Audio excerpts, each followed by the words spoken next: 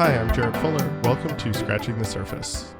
There is this quote from the late, great Virgil Abloh that I think about all the time. He said, "Everything I do is for the 17-year-old version of myself." Everything I do is for the 17-year-old version of myself. This honestly speaks to so much of how I've oriented my career, and especially this podcast, which in many ways feels like a show that I make for me today, but also for the younger me who wanted to be somehow in the design world, but didn't have models or mentors or people to look to figure out how to do that. I kept thinking about this quote while listening back to today's episode with Julia Gamolina. Julia is the founder and editor-in-chief of Ennead Architects, a digital magazine and media platform that celebrates women in architecture, where over the last 5 years, she and her team have released over 400 interviews with women across the architecture fields about how and why they do what they do. As you'll hear, Julia views the site as a type of mentorship. It's a way to show young people interested in architecture and design how others have done it before and the wide range of opportunities before them available in this field. On the occasion of the site's 5th anniversary, in this conversation, Julie and I talk about the role of mentorship in her own life and the intersection of mentoring and publishing. We talk about the origins of the site and how it connects to her other work as a principal at Ennead Architects and as a visiting professor at Pratt, and where the site is headed next. I've been a follower of Ennead Architect for years and have come to appreciate the range of interviews and how they illuminate various career paths and opportunities in design, something that I strive for in this show as well. If you like this episode and what we do here at Scratching the Surface, I hope you consider supporting us on Patreon. Patreon supporters get bonus interviews, full transcripts, an exclusive monthly newsletter, and more. Head over to patreon.com/surface podcast to sign up and get immediate access to help with the ongoing production of Scratching the Surface. That's patreon.com/surface podcast. Thank you, as always, for listening. And here is my wonderful conversation with Julia Gamolina.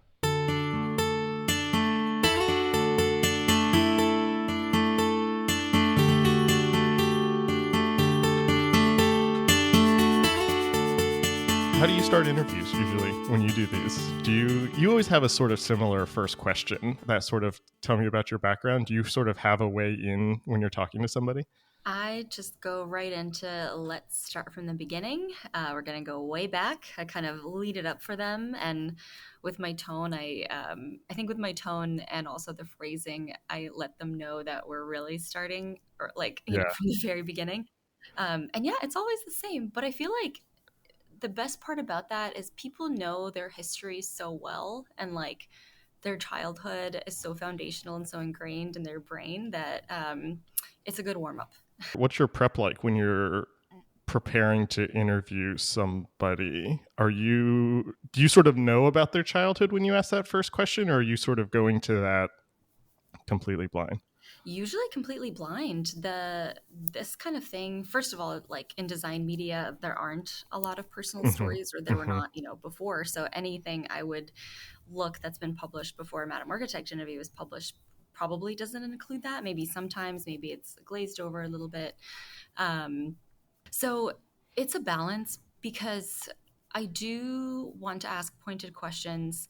I want to make sure I'm not going in, totally blind. Maybe I am about the childhood aspect because, people talk about that rarely, but I definitely want to be familiar with people's work. At the same time, we see the Ennead Architect interviews as an opportunity for the people we interview to tell their story and to tell us what's been significant for them in their life and in their career development. So while I do research, I try not to project that too much. Like the questions are still pretty open. And then if I do want to hear about a specific thing, I'll ask an open question like, what are you working on these days? Or what's coming up for you? And then if maybe they don't get to something, I'll ask about it.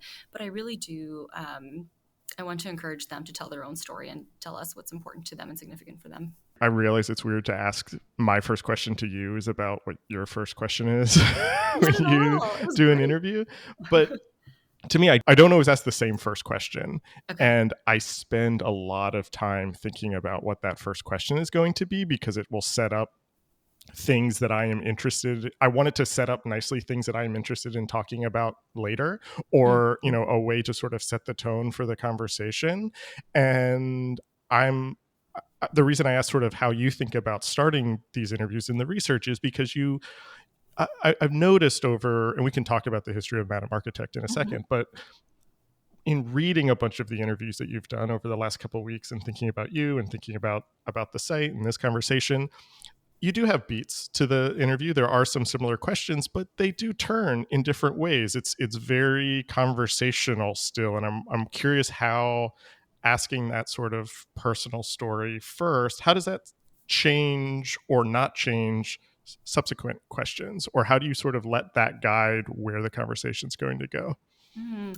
There's always themes that come out of, those very early foundational years and maybe that first response that then come up later. Mm, Um, I just think, again, like our early days are so foundational and plant the seeds for things that we do later in life so early. Um, yeah, the conversation really can go either way. Sometimes, though, I will say we've been doing more interviews that are timed with something, like if someone has a launch or, right. a new project, maybe I'll start with, well, how about that? Or, this just Yeah. happened in the Yeah. culture. Like, what do you think about that? And then I'm like, okay, let's now take it back to the early days. Um, but I think, again, like just whatever their energy is, whatever they want to share, I think our guidance as interviewers through these interviews is with an attitude of openness and Mm. flexibility and adaptability ourselves. So, whatever energy this person is bringing, whatever story they have to tell, whatever they're going through at the moment, and whatever they're sharing, or we just go along with that. And I think that's why the interviews become so personal and so different, even though the questions that we ask, the questions that we make sure to ask with each one are the same every time. You said earlier that you don't like to project the research that you do, project their story onto the interview. Mm-hmm. How much of yourself is in those conversations? How many of the questions that you're sort of thinking about in your own life, in your own work, make their way into the interviews that you do, or the curation of the people that you talk to? How much are you sort of like projecting yourself and your interests into this, I guess? I think pretty significantly, actually. It's so funny. People ask all kinds of questions about Madam Architect, and I sometimes have a hard time answering because it's just Yeah. like at the core of it, it's so me. Yeah. Like Yeah. everything about Madam Architect is just very much organically built from things I've done or interests I've had or things I'm interested in people and in architecture that um, yeah, I think just like caring about people's childhood and like being interested in childhood development as a totally different interest apart from architecture for me. Like, obviously, that informs the interviews, or hearing both about challenges, but also about significant milestones and Mm. celebrations. I think, life is both. Life is very messy and mixed, and there's peaks and valleys, and it's all normal. And I think just communicating that and demonstrating that in the interview is really important to me. I think that's exactly right. I always talk about scratching the surface as being a purely selfish endeavor. And it is a way for me to talk to people smarter than myself about the questions that I'm thinking about in my own life and work all the time. And so it sounds like it's a sort of similar sort of driving force for you in Madam Architect. Yeah. I mean, so let's go back to the beginning. You just celebrated 5 years of the site, 400 interviews. You just were saying that so much of it is about you and your interests and questions that you have. Talk to me about how it started and sort of what that initial driving impulse was to begin this project. Happy to. So this is when we take it all the way back to the beginning That's because right. so many of these seeds are planted so early. And I also just want to say I don't remember my life before Madam Architect. Like Mm, 5 years, an interview a week, every week for 5 years. It's crazy. I don't know yeah. what I did with all the time that I had. But looking all the way back, so I think the foundational thing about so many things that I do is I immigrated very early in my life and multiple times in my life, and first from Siberia to Toronto, Canada, and again from Toronto to Colorado Springs when I was in high school. And I think ultimately what that does is you're a new kid in totally new contexts. You don't speak the language, which was a huge aspect of it.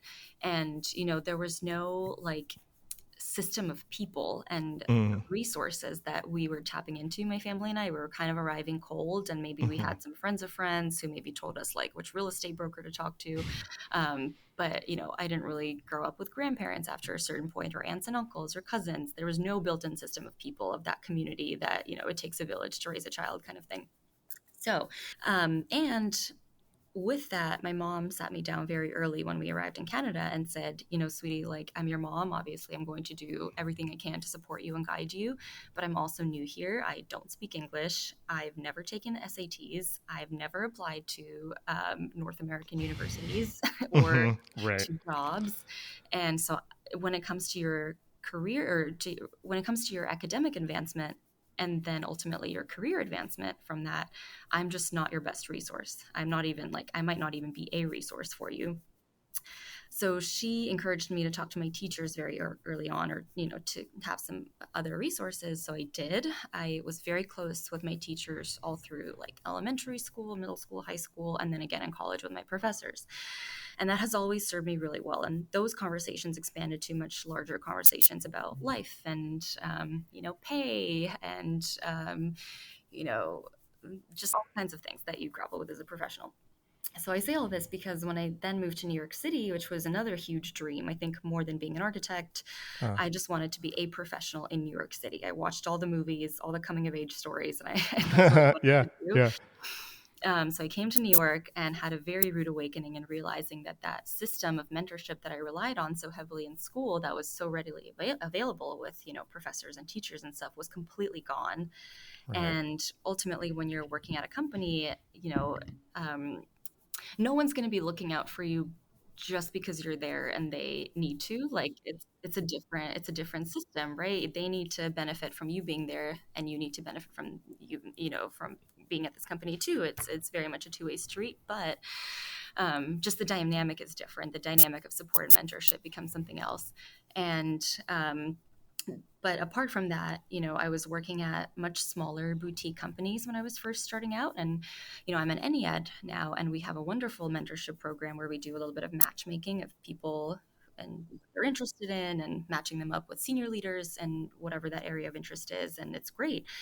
But the companies I was joining at first, ranged from like 5 people to 25 people, were Mm. very heavily male dominated. And I should say that as a young girl, newly arrived in North America, the people that I gravitated towards to guide me were my female teachers and mother figures.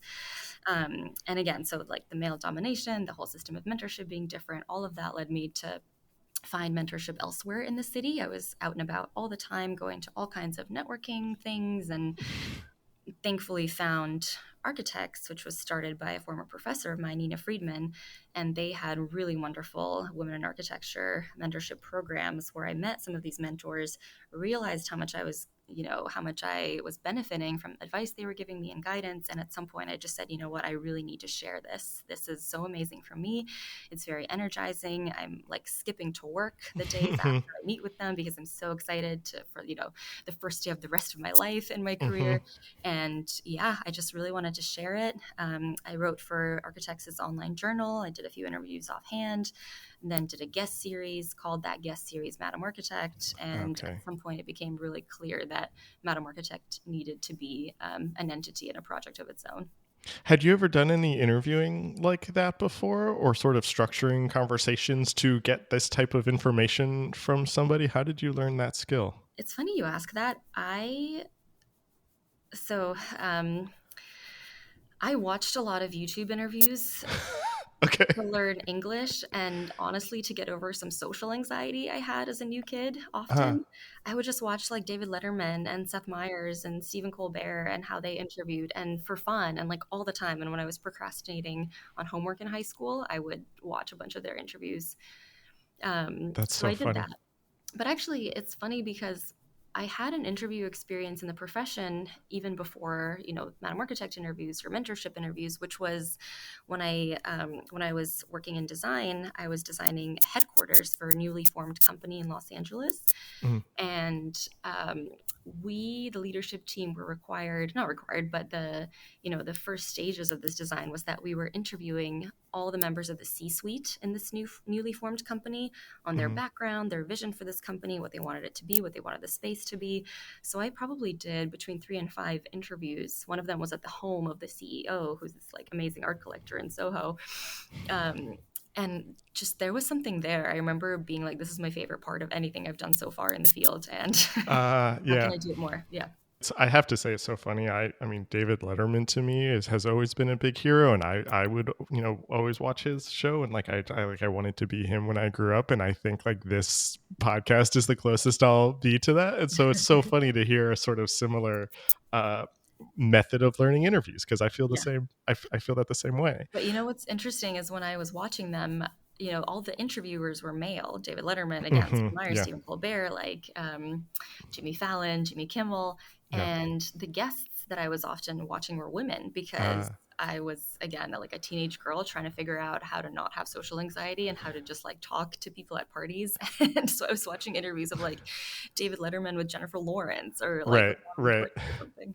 What strikes me about your interviews is that I think it would be very easy for somebody who didn't know anything about Madam Architect, didn't know anything about sort of what you were doing, to think that this was a series of interviews with women architects about what it means to be a woman architect. And they're not that. There's actually very little about the experience of being a woman Yeah. architect, though I think that comes through obliquely, but that's never actually the goal of the interview, it seems to me. Was that a conscious decision, or could you sort of talk about that sort of editorial strategy? Completely conscious. We never ask, what is it like to be a woman in Right, architecture? right. For a number of reasons. First of all, we know like there is enough in the media out there. We have the statistics.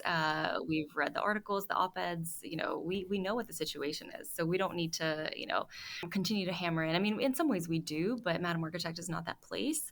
I think Madam Architect is a place where we begin to offer solutions Mhm. and not necessarily in a strategic career advancement way of like, this is a solution to how to negotiate for a raise. It's not like that.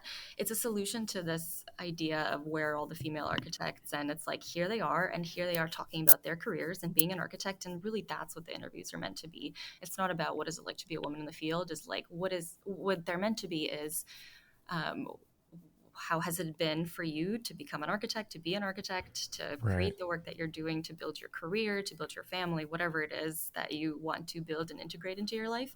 And let's just talk about that and all of the challenges and milestones that come with it.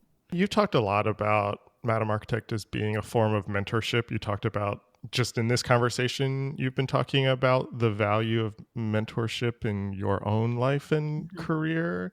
And I think that really comes through in the interviews, is this sort of, like you just said, desire to be a guide, to sort of show how people got to where they are. I'm curious sort of what you think about the relationship between publishing and media and mentorship, Hmm. how kind of what you're doing, how you sort of think about that, not just as a platform for publishing things, for featuring the people that you're featuring, but also as something that people can learn from and sort of actively take things from. How do you think about that? Hmm. That's a great question. I was just on the subway this morning reading the New York Times newsletter, and there was like an interview with their publisher. Oh yeah, And I just read that right before yeah, this conversation exactly. too. Yes, yes. And that got me thinking a little bit. And, Madam Architect is not news. Um, we don't aim to, maybe we will one day, and we do with some interviews. Like I said, if an interview corresponds with something that just happened to this Hmm. person or a new launch or whatever, obviously we time it and we talk about it. But Madam Architect has always meant to be sort of timeless Yeah. and evergreen in terms of what you come there for. um, I think it's meant to be like a timeless, universal resource. And it's probably funny that I say universal because I very much hope that young men read it and, gain Mm. wisdom from it and advice from it and guidance from it too. And young women from some of the guys we've interviewed for it, and just everyone hopefully comes to it for advice from everyone. And yeah, it was a very intentional thing for it to just be very guidance based and timeless. And anytime you read an interview, even if it's an interview from 2018, it can maybe help you in some way if you're reading it now. That makes sense to me, and maybe I'll give you a specific example that you can speak to, because the what I really appreciate about what you're doing and why I keep coming back to the site is I think we've talked a lot about the mentoring side and the idea that the platform can be a type of mentorship. And I think one of the best ways it does that is showing alternative ways to be in this world. Mm-hmm. That you can be in the architecture or design world without being an architect or a designer. You talk to people on the business side, you talk to critics and writers and editors, you talk to educators, you talk to people sort of across the landscape about like, hey, how did you get to where you are? How'd you find your place in this field that Mm-hmm. at first glance feels really specific? If like you're going to be an architecture, you're going to be an architect, but Mm-hmm. what you're kind of showing is no, you don't, which is a deep interest of mine. I think I try to do that hopefully a little bit on this show also, and it seems that maybe comes from your own experience also. You studied architecture, Mm-hmm. but now you're sort of working on the business side, you're editing, you're doing these interviews. Can you talk about that idea of sort of being in this world and working sort of outside of the kind of dominant ways that people work in this field, and sort of how that filters into the interviews? I have so much to say about this. Yeah, great, go for it. It made a lot of sense why I studied architecture. I had such a variety of interests in high school. I kind of did. I performed at the same level in all of my classes, which is to say, I was just a very good student. I loved learning. I was very curious. I liked writing. I liked math. I liked art. I liked all of it. Mm. One thing I didn't like too much was chemistry or physics. so so that's that. I'm really happy. And I considered fashion, but I didn't think everything I knew about the fashion industry, I didn't think the culture would be right for me. Mm. Same with art. I'm just a little bit, yeah, architecture just made sense in a lot of ways. And I'm really happy I studied it. When I was in school, however, the long hours really weren't working for me. I've only started talking about this publicly recently, but I do think it's important to share. I was really sick in architecture school, and I Mm. didn't know that. Like, me saying I was sick in architecture school has only been recent, because it's only looking back that I'm like, oh my God, like that's a really big Right. picture thing. But I had just really terrible autoimmune, like eczema, allergy stuff, all that burst, my body Wow. burst with in second year. But I'm saying this because I knew that it was the lifestyle that was creating all of this. I mean, a combination of things, like what I was eating and staying up late and all the coffee and stress and just whatever. Um, but I remember, drafting at like 2 a.m. in my third year one day and just being like, this doesn't feel like me. Like, this does not feel like what I will Yeah. be, should be, or meant to be doing. I'm really happy I'm studying this. I'm really happy I'm in this field. But sitting here producing these drawings and being very technical about it is just not me.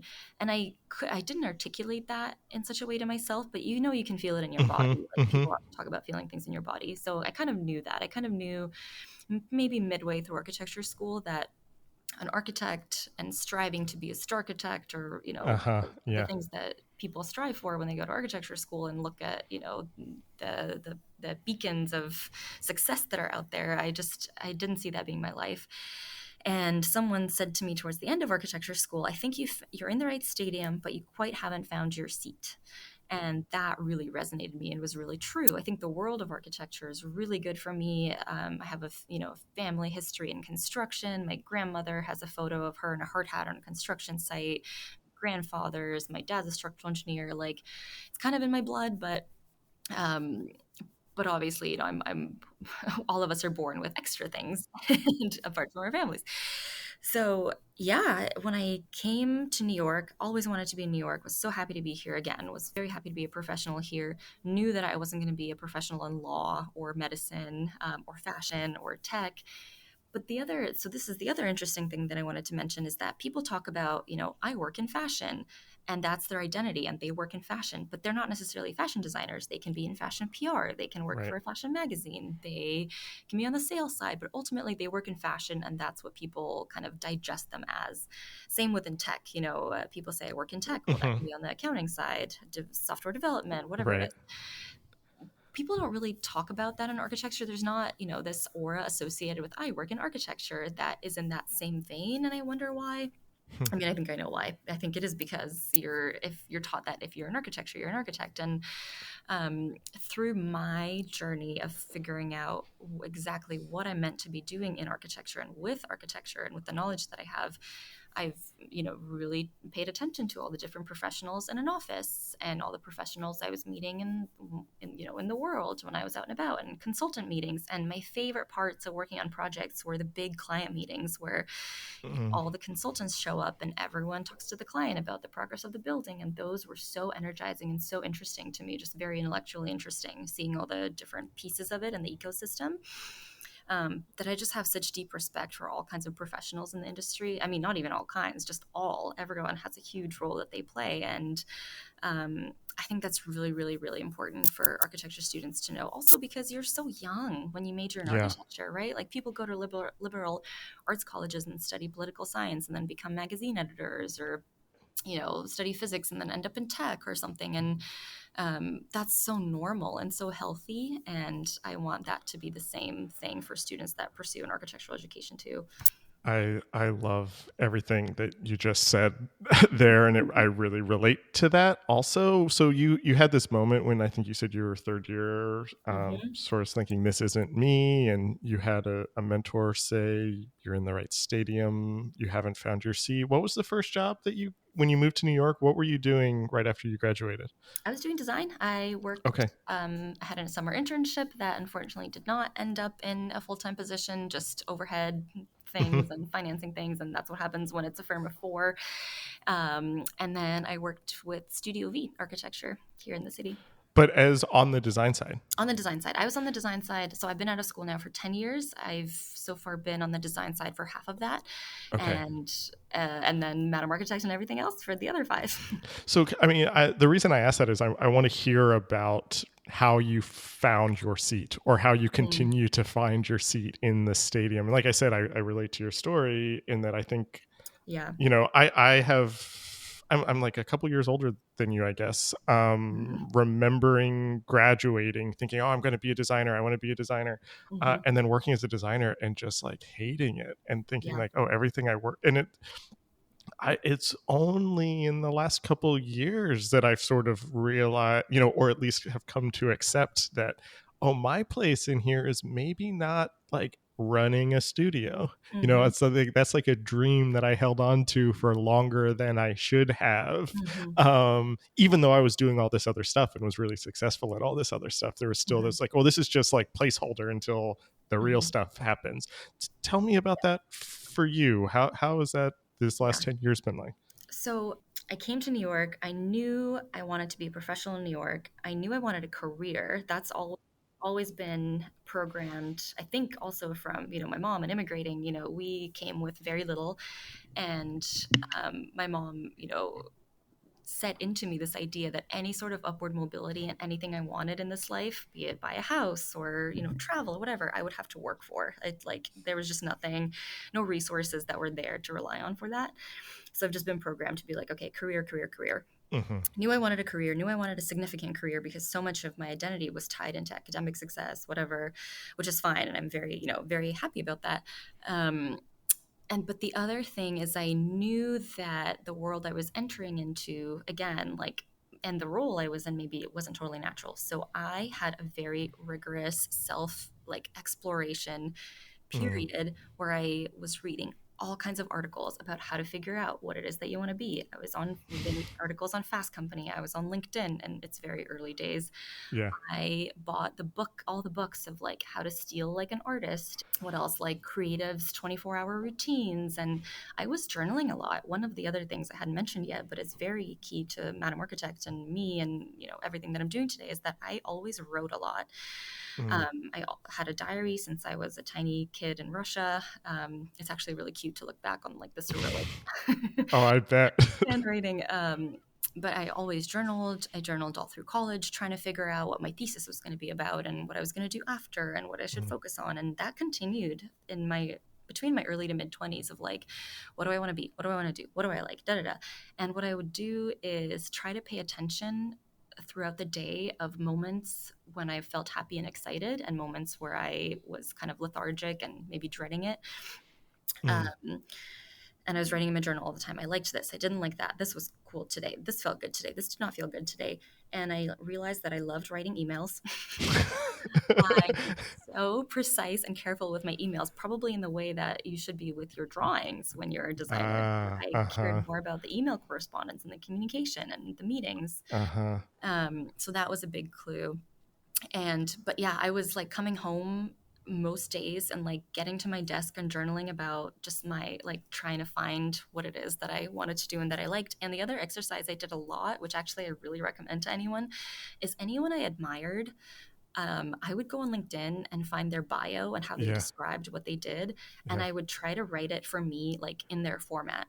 Like if someone was an owner of a branding agency, yeah. I'd be like, ooh, do I want to own an agency one day? What would that be? And I would like write out their bio, but with all my stuff.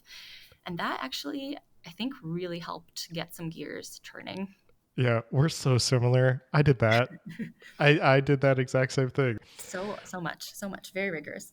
You recently started teaching at Pratt in the Mhm. architecture program. How has that sort of influenced how you think about your work, whether that's the work at Ennead, the work at Madam Architects? To me, teaching sounds like it's another way to think about mentorship, a way to sort of Yeah. think about these different, ways of helping people find their seat in the stadium. What have you learned from teaching? What have I learned from teaching? The students have really amazing questions. Mm, I think it I t- so I taught I teach professional practice, okay. which is amazing because it's exactly people ask me a lot, how do you do all the things that you do together? And my role at Ennead, what I do with Madam Architect and me teaching professional practice, um, all like what's the word? Reinforces the same things. I think professional practice was all about showing these students the different professions that are possible in the Mm, practice. So, we met once a week on Fridays for 3 hours. The first hour or so, hour and a half, would be a guest lecturer and every week would be a different professional in the industry. We had a mm, lawyer come in, we had someone owning a small boutique practice come in, we had a client come in, a PR consultant come in. So very different professionals, which was amazing. And it's so what I've learned from teaching is that the students come with questions. It's very clear to me what they don't know, what they haven't been exposed to yet, what they're anxious about. Everyone's anxious about jobs. mhm. That's the number one thing. These students just really want to find jobs and internships and to know that next step. And I saw my role as being their support and encouraging them and Right. letting them know that there are so many things out there for them and they'll all be okay. And yeah, I was very fortunate. I did end up finding some amazing mentors, and I just try to model that. Like, I remember the people that made me feel good and not anxious and excited about the future and what they said to me. And that has really stuck to me. And I try to do that for my students. Do you think being in the classroom has changed how you approach Madam Architect? Yes, I mean, it definitely has to. I think the students are asking really great questions about the profession they're about to enter into, the long hours, the low pay, etc. And I do feel a heightened sense of responsibility in Ah, yeah, bringing stories to Madam Architect that support all the right things yeah. to the people that do pay their staff well. The companies that do have good hours. I'm not going to say that every single person we've interviewed does all of this. We're also not investigative journalists, right? So it's there's a balance there. But I do feel the sense of, okay, we want to focus on a side of the industry that's focused on progress and moving forward in a healthy way. Mm, And when I'm thinking about our editorial lineup these days, especially after having taught, I think I've always thought about these things just because I myself was, again, the long yeah. hours, were things that I didn't encourage. But I do think I'm more focused and more intentional about it now. How else do you think the site's changed over the last 5 years? 400 interviews. You've grown. You've changed. How do you think that's sort of reflected on the site? The types Mhm. of guests you have, the questions you ask. For sure. Well, right. So we do want to profile people that are doing good things for the industry, people that are doing creative Mm. things that haven't been done before. So we really do look for people that are starting something new or doing, or showcasing a new model of practice, perhaps. And what's been really important for us is, it's a really big world out there. We can all learn from each other. I'm sure architects in Japan, architects in Africa, and architects in like South America all have learned things from the way they construct and the construction industry there, that they can teach us, and vice versa. So having a global perspective is very, very important to us. Having the perspective of multiple professionals is important to us, but that's been there from the beginning, I think.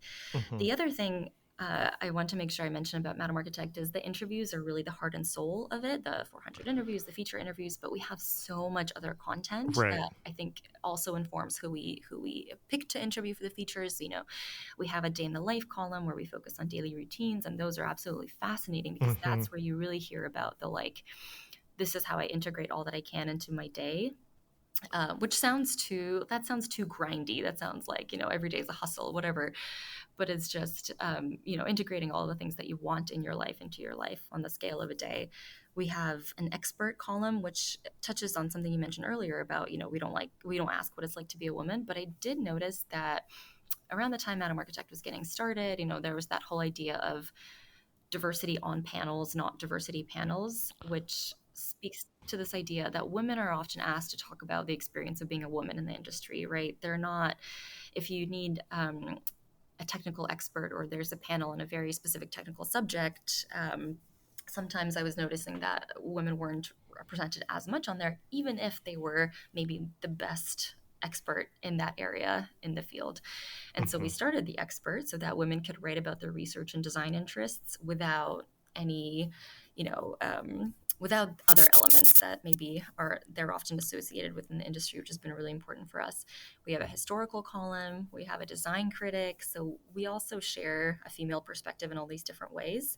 Um, and I just think that's been so good as the brand grows and as our readers grow. And we actually hear from a lot of people that are not in the industry that they love the historical column or the Mm. expert essays. We published an essay by this woman Denise who wrote on the architecture of Central Park and the history of it and kind of how it's been renovated, etc. And there was a lawyer, a media professional, in New York who was like, "Yeah, I love that column. That's the one that I read because Oh, nice. I'm not in the industry, but I want to know about my city." I mean, I was going to ask you about those sort of other columns and verticals, and so I'm glad you brought that up. And so I'll ask you a sort of sub question to that. I was watching a talk that you gave recently in preparing for this, and you were talking about interest in other kinds of media, thinking about video or other Yeah. formats, or you mentioned fiction there. What's next for the site, or how are you thinking about diversifying the media to Mhm. tell these types of stories? I'm so glad you asked. We're launching two new things at the end of this month. I mean, I guess I think I can break some news on this Okay. podcast. I mean, you earlier said that we're not investigative journalists and we're not breaking news. So if we can break news, I'm going to be very happy. We can break some news. With you, I'll Okay. break news. So we're launching two new columns on Madam Architect at the end of the month. The first is a Madam Architect city guide. Ah, Women designed buildings in cities, women-owned restaurants, exhibits featuring, focusing on women. I'm about to go to Toronto, my hometown, and that'll be our first city guide. I'm super excited oh, to, great. publish That's some great. lists. And yeah, there's some excellent restaurants, all by the same woman in Toronto that I can't wait to highlight. So that's one. And the other one is called Sharing Notes. It'll be a column where we interview women in other industries, male dominated or not. Oh, But, interesting.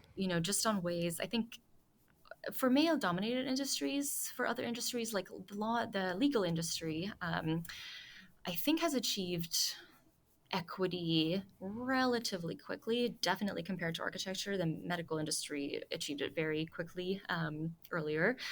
And so while we want to interview women in male-dominated industries and other male-dominated industries and kind of share notes on how those industries are doing it, how they've built their careers, I think it's interesting just for people in other industries, because we do have those professionals in architecture. Like, why not interview a writer on what great writing is?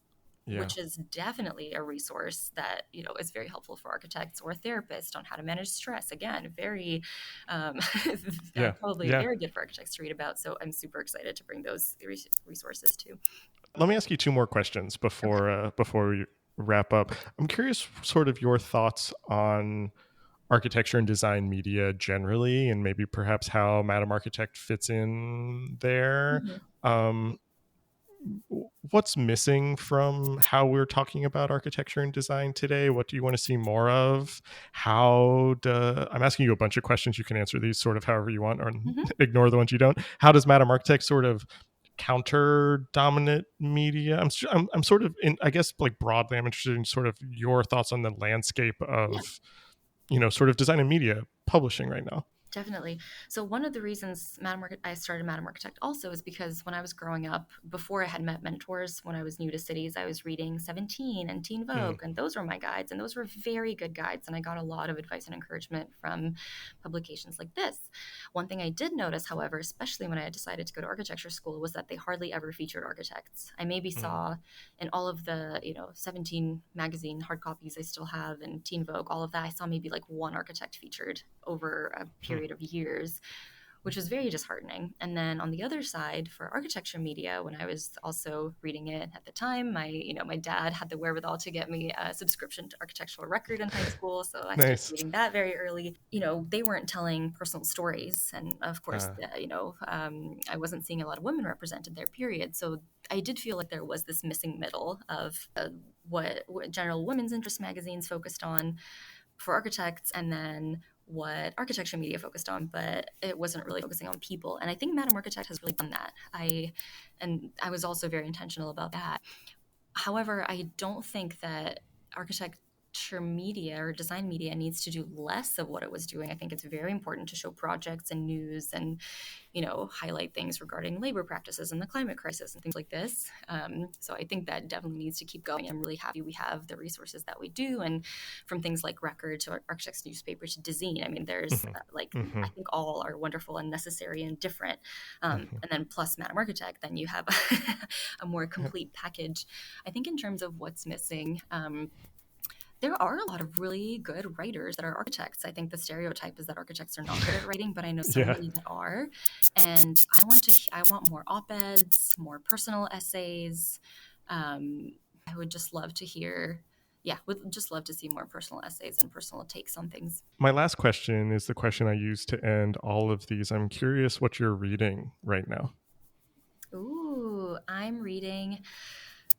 Oh gosh, I'm a huge memoir Uh, gal. I inhale memoirs.